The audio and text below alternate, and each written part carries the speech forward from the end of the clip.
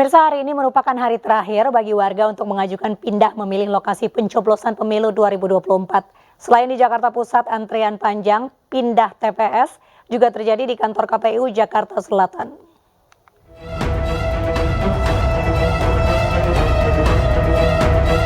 Ratusan calon pemilih mendatangi kantor Komisi Pemilihan Umum Jakarta Pusat Senin pagi untuk mengajukan pindah pemilih tempat pemungutan suara untuk pencoblosan pemilu 2024 14 Februari mendatang.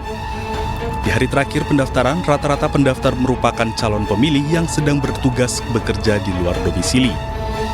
Para pendaftar wajib menyertakan KTP serta surat tugas dari tempat mereka bekerja. Untuk pendaftar yang masih berdomisili di Jakarta namun mengajukan pindah TPS ke Kota Jakarta Pusat, masih dapat menyalurkan hak pilihnya untuk pemilu presiden dan pemilu legislatif, DPRD provinsi, serta DPR RI. Persyaratan pindah pilih misalnya untuk yang bertugas itu kan surat keterangan dari atau surat tugas dari tempat bekerja. Kalau yang sedang menjalani rawat inap itu adalah surat keterangan dari rumah sakit yang menjelaskan bahwa pasien tersebut sedang dirawat di rumah sakit itu misalnya. Sementara bagi warga asal luar Jakarta yang mengajukan pindah memilih hanya dapat menyalurkan hak pilihnya untuk pemilu presiden saja. Selain itu, antrian panjang juga terjadi di KPU Jakarta Selatan. Hingga Senin siang tercatat sudah 400 warga yang mendaftar untuk pindah alamat memilih. KPU Kota Jakarta Selatan akan memaksimalkan pelayanan pindah alamat memilih hingga pukul 00 waktu Indonesia Barat. Warga yang hendak mendaftar pindah alamat memilih harus menyiapkan sejumlah dokumen diantaranya kartu keluarga dan keterangan alasan pengajuan pindah alamat memilih.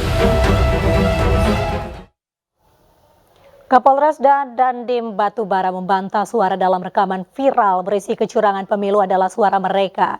Cawapres nomor urut 1, Muhaimin Iskandar minta tim hukum Timnas Amin menyelidiki rekaman itu, sementara Cawapres nomor urut 3, Mahfud MD mendorong pengujian rekaman suara melalui digital forensik. Ini langsung aja kita diarahkan ke 02, itu dulu yang pertama. Tidak ada cerita lain, tidak ada cerita alasan apapun, menangkan 02 di desa masing-masing. Nah, terkait masalah peluru, itu masih diupayakan dengan PJ supaya sebelum Pilpres dikeluar. Dengan catatan 100.000 dikeluarkan uang dari situ.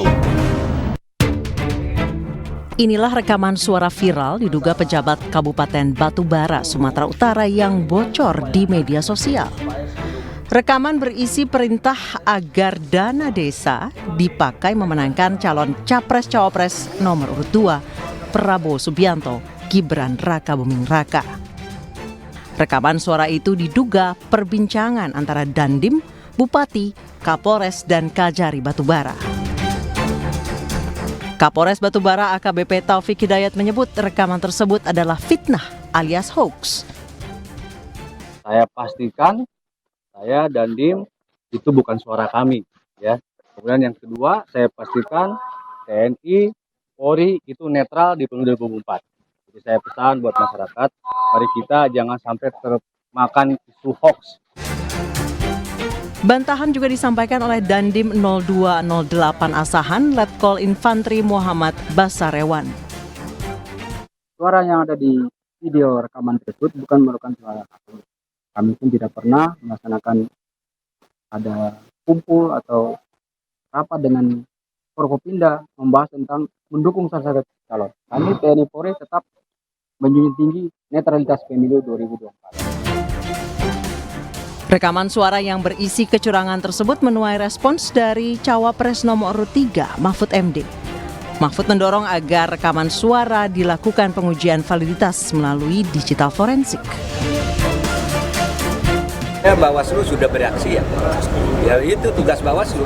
Meskipun sudah dinyatakan hoax dari Bapak sendiri, apa ada himbauan sendiri? Silakan, karena kan ada digital forensik.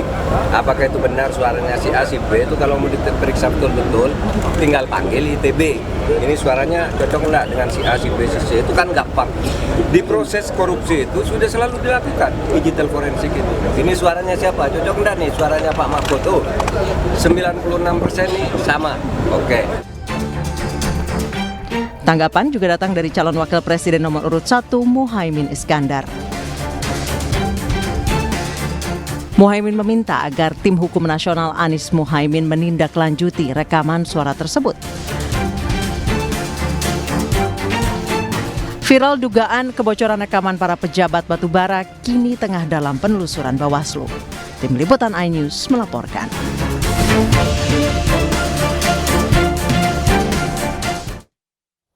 Belum usai viral dugaan bocornya rekaman kecurangan pemilu di Batubara, Sumatera Selatan, di Kabupaten Takalar, Sulawesi Selatan, Sekretaris Daerah atau Sekda diduga mengkampanyekan cawapres nomor urut 2 Gibran Rakabuming Raka. Pak Jokowi sudah janjikan kalau anaknya menang,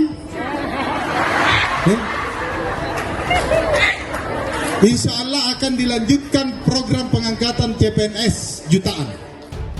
Rekaman video amatir ini memperlihatkan saat Sekda Takalar diduga sedang mengkampanyekan cawapres nomor urut 2 Gibran Rakabuming Raka. Di hadapan ratusan guru honorer di Kabupaten Takalar, Sulawesi Selatan, dugaan kampanye ini dilakukan saat Sekda Takalar menyampaikan pidatonya di hadapan ratusan guru. Dalam dugaan kampanyenya, Sekda Takalar menyampaikan janji Presiden Joko Widodo yang akan kembali mengangkat tenaga PNS jika anaknya memenangkan Pilpres 2024. Sementara sang Sekretaris Daerah Hasbi menampik jika dirinya mengkampanyekan salah satu pasangan calon. Ajakan memilih pasangan calon tertentu, baik menyebut nomor, angka, dan sebagainya. Menyikapi video viral tersebut, petugas Bawaslu Kabupaten Takalar mengaku hingga kini masih mencari fakta yang sesuai dengan video utuh saat oknum Sekda berpidato. Melakukan diskusi secara internal di kelembagaan kami untuk menentukan langkah-langkah apa yang akan kami ambil dalam merespon video tersebut. Dan karena dia informasi awal, maka kami akan membentuk tim penelusuran mencari fakta-fakta yang sesuai. Dugaan pelanggaran kampanye ini kini dalam penanganan petugas Bawaslu Kabupaten Takalar, Sulawesi Selatan. Dari Kabupaten Takalar, Sulawesi Selatan, Bukma iNews MNC Media melaporkan. Pemirsa, calon presiden Partai Perindo nomor urut 3 Ganjar Pranowo kembali melanjutkan safari politiknya di Jawa Tengah. Kali ini Ganjar belusukan mengunjungi perkumpulan tani dan UMKM di Purbalingga serta menyoroti harga pupuk dan obat yang untuk tani yang kian mahal.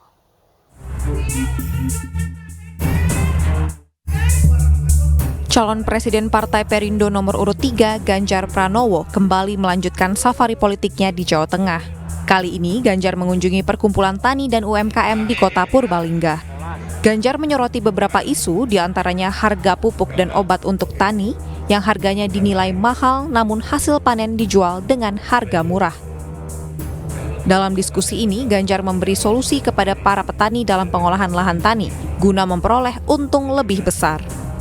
Mekanisasi dilakukan 100 hektar dalam satu hambaran dikasih mekanisasi ya, dengan kecanggihan peralatan, proses pasca panennya bagus, maka Bapak itu nganggur saja di rumah. Yang kerjain siapa? Suruh kerjain anak muda. Jadilah korporatisasi. Jadi menjadi perusahaan yang profesional. Jadi seolah-olah lahan menjadi saham aja dengan. Selain pupuk dan hasil panen, Ganjar juga menyoroti bantuan langsung tunai yang belum tepat sasaran. Ganjar menilai hal tersebut bisa diperbaiki dengan pengelolaan data yang baik dan terstruktur. Tim Liputan iNews melaporkan. Calon Presiden nomor urut 2 Prabowo Subianto menghadiri undangan rapat pimpinan nasional Konfederasi Serikat Pekerja Nusantara di Soreang, Bandung, Jawa Barat. Dalam kunjungannya, Prabowo berjanji akan berbakti kepada rakyat.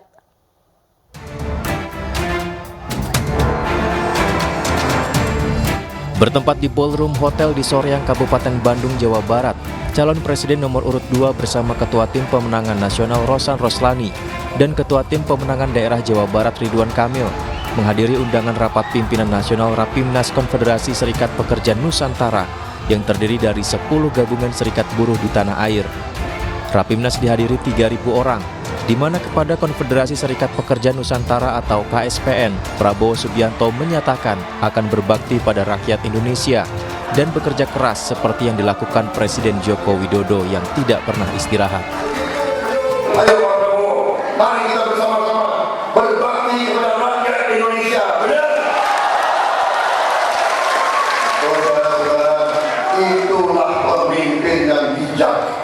Itulah pemimpin yang arif, saudara-saudara. Saya saksi. Begitu saya gabung, saya kerja, Pak Jokowi itu saya kira bekerja yang sangat keras, tidak pernah istirahat. Presiden KSPN Ristadi berharap pasangan Prabowo Gibran bisa memberikan perluasan lapangan pekerjaan, pemerataan upah minimum, serta rumah subsidi bagi para pekerja atau buruh. Dari Bandung, Jawa Barat, Diki Wismara, iNews melaporkan. Calon Presiden nomor urut 1 Anies Baswedan hari ini berkampanye di 3 lokasi di Maluku. Dalam acara Desak Anies yang digelar di Maluku, Anies berjanji akan membangun lapangan sepak bola berstandar FIFA di Maluku.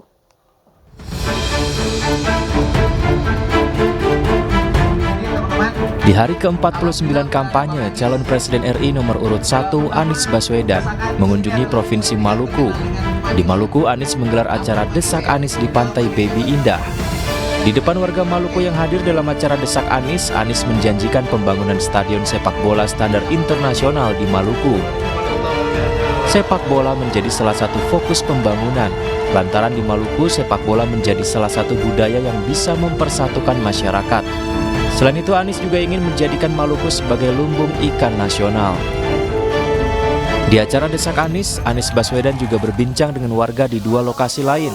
Selama di Maluku, Anies ditemani istri dan anak perempuannya. Dari Ambon, Maluku, Nurdin Abdullah, iNews melaporkan.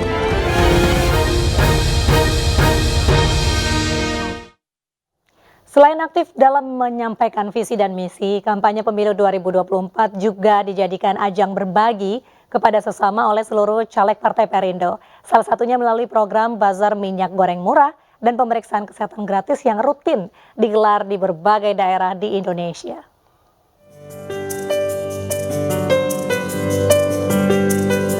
Caleg DPR RI Dapil DKI Jakarta II Partai Perindo, Liliana Tanusudibyo, kembali menyapa masyarakat melalui program Bazar Minyak Goreng Murah dan pengecekan kesehatan gratis di RT 12 RW 1 Kelurahan Pejaten Timur, Kecamatan Pasar Minggu, Jakarta Selatan.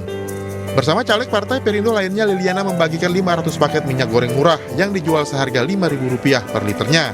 Sedangkan untuk pengecekan kesehatan gratis, masyarakat dilayani memeriksakan kadar gula darah, kolesterol, asam urat, dan tekanan darah. Mereka sangat senang karena kita peduli sama mereka, karena kepedulian itu memberikan satu semangat buat mereka, memberikan satu harapan, memberikan satu kegotong royongan gitu. Jadi membuat mereka lebih happy gitu. Warga Pejaten juga senang dapat bertemu langsung dengan Liliana Tanusudibyo yang dikenal memiliki kepedulian terhadap masyarakat. Alhamdulillah, senang banget Bu.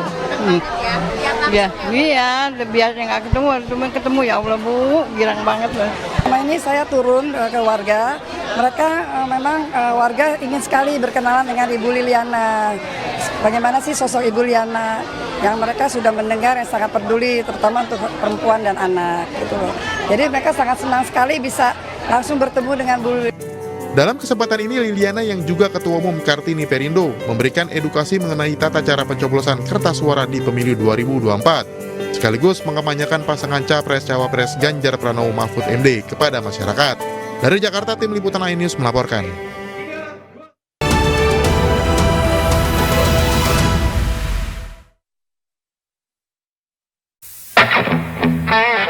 Dalam hidup, pilihan besar harus diambil.